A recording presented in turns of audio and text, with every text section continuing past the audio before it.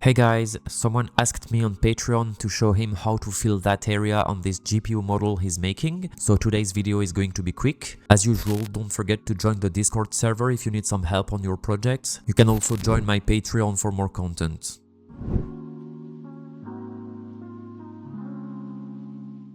So the good thing about this area is that it has an even number of edges. This is what I need to grid fill this hole. I see two useless edges over here on the top left corner, so let's delete them.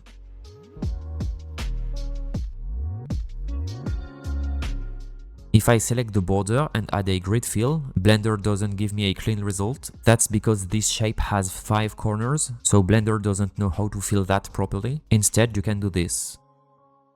Select the horizontal edges at the top and at the bottom. Right-click, Bridge.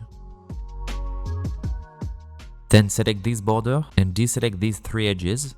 As you can see, I have 19 selected edges, so with Ctrl R plus 19 on the numpad, I'm going to add 19 edge loops. Select this border and close it with a grid fill.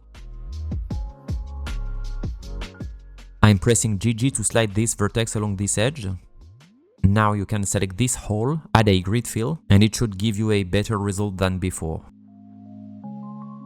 If you want to select all these new polygons, you can add a seam and press L. Then shrink the selection with Ctrl- on the numpad, move the vertices a little bit to the left, and grow the selection with Ctrl+ on the numpad. You can inset once, scale them but not too much.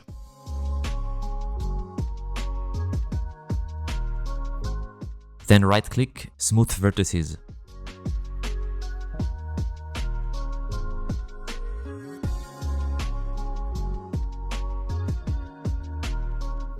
And this is how you can fill a complex hole with a grid fill. If you found this video helpful, please leave a like and a comment. Don't forget to subscribe if you didn't. Thank you for watching. Take care.